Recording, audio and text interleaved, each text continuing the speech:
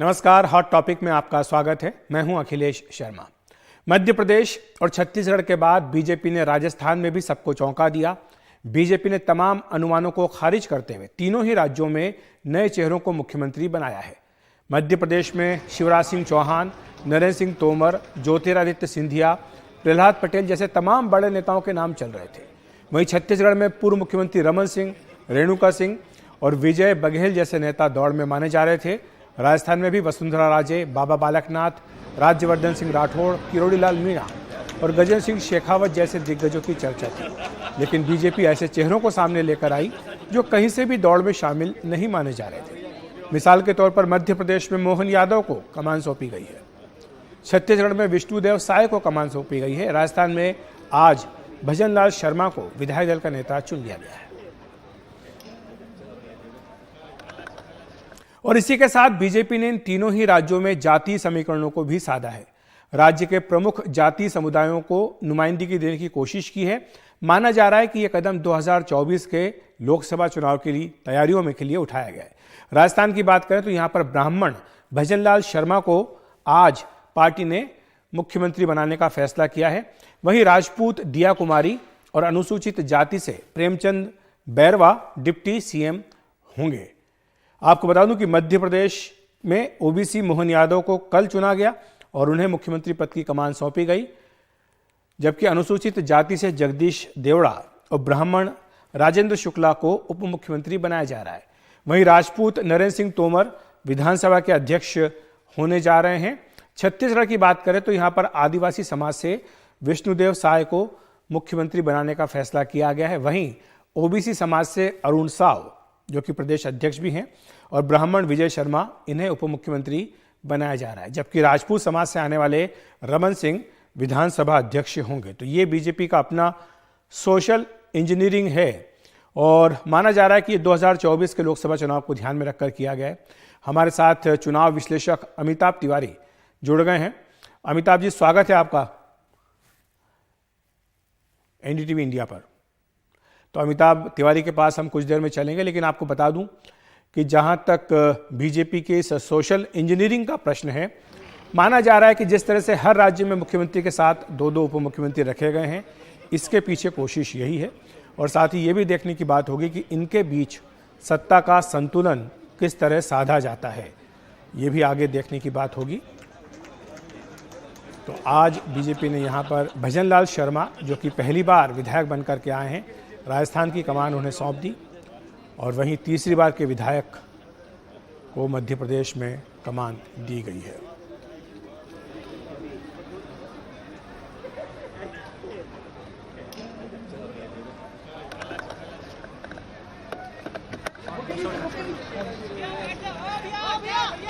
विधानसभा चुनाव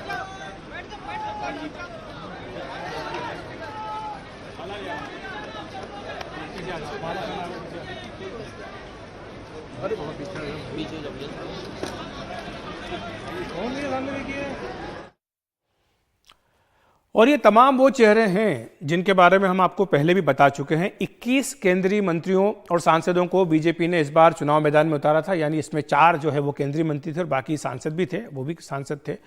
और इनमें अटकलें लगाई जाने लगी थी कि इन्हीं में से कोई मुख्यमंत्री चुना जाएगा, वरना सांसदों को राज्य की राजनीति में कौन भेजता है। इसे बीजेपी का मास्टर स्ट्रोक भी कहा गया।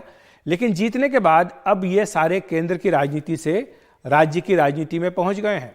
इन्हें उम्मीद होगी कि शायद राज्य में मुख्यमंत्री या फिर उप मुख्यमंत्री की कुर्सी मिल जाए। लेकिन नरेंद्र सिंह तोमर, दिया कुमारी और अरुण साव, इन 3 को छोड़कर किसी अन्य की किस्मत नहीं चमकी। अब इनका भविष्य क्या होगा, इस पर अटकलें लग रही हैं। आपको बता दूं कि बीजेपी ने 4 केंद्रीय मंत्रियों समेत इस बार 21 सांसदों को चुनाव मैदान में उतारने का फैसला किया था। इनमें 12 ही विधानसभा चुनाव जीत पाए और बाकी जो 9 थे वो हार गए। एक केंद्रीय मंत्री समेत 9 सांसद इस बार चुनाव हार गए, जिसमें कि फग्गन सिंह कुलस्ते केंद्रीय मंत्री भी हैं। जो सांसद जीते उन्होंने अब संसद से त्यागपत्र दे दिया, यानी अब वो पूर्व सांसद हैं और विधायक हैं। केवल नरेंद्र सिंह तोमर, दिया कुमारी और अरुण साव को जिम्मेदारी दी है फिलहाल जो घोषणाएं हुई है उनमें। तोमर मध्य प्रदेश विधानसभा के अध्यक्ष बनेंगे कुछ समय बाद। वहीं दिया कुमारी को आज राजस्थान का उप मुख्यमंत्री बनाने का फैसला किया गया। वहीं अरुण साव जो कि छत्तीसगढ़ बीजेपी के अध्यक्ष हैं वो भी उप मुख्यमंत्री होंगे, ये पार्टी की ओर से कहा गया है। बाकी किसी भी कद्दावर नेता को कोई जिम्मेदारी नहीं मिली है। आपको बता दें कि मीडिया में इन सबके नाम जो है मुख्यमंत्री तक के लिए चलाए गए, लेकिन बीजेपी ने इन्हें कोई जिम्मेदारी उस तरह से नहीं दी। छत्तीसगढ़ में रेणुका सिंह का नाम चला, मध्य प्रदेश में नरेंद्र सिंह तोमर, प्रहलाद पटेल के नाम चले, तो ये सारे नाम चलते रहे। राजस्थान में भी किरोड़ीलाल मीणा का नाम चला, राज्यवर्धन सिंह राठौड़ का नाम चला, लेकिन बीजेपी ने नए नाम लेकर के चौंकाया है। छत्तीसगढ़ में विष्णुदेव साय, मध्य प्रदेश में मोहन यादव को चुना और राजस्थान में भी पहली बार के विधायक भजन लाल शर्मा को आज कमान सौंपी है। अब सवाल ये कि इनका क्या होगा, इनकी राजनीति कहाँ रहेगी, केंद्र में रहेगी या राज्य में रहेगी, कि आगे चलकर इन्हें कोई जिम्मेदारी मिल सकती है।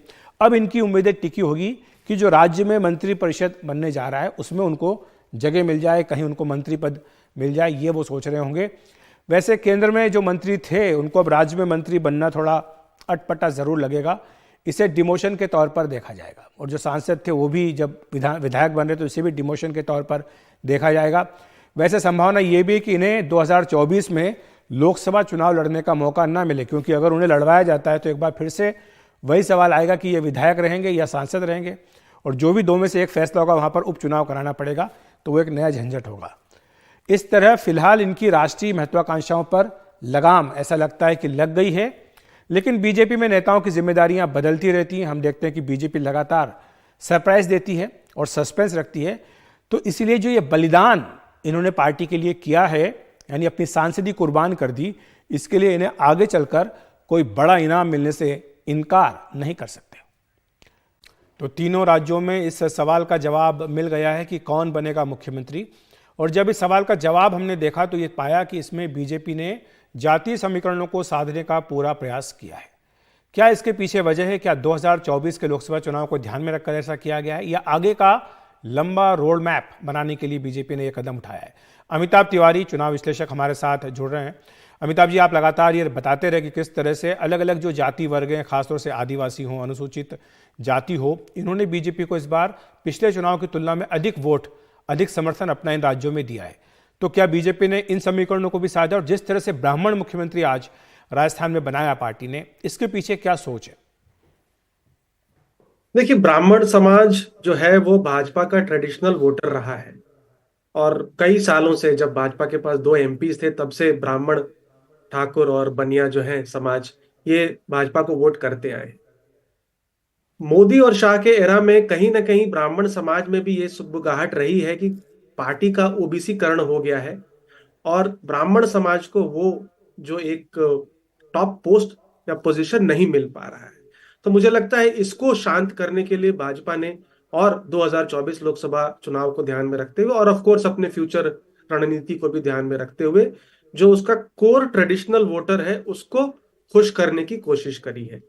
राजस्थान में 63% ब्राह्मण समाज ने भाजपा को वोट किया, जबकि 21% ने कांग्रेस पार्टी को वोट किया है।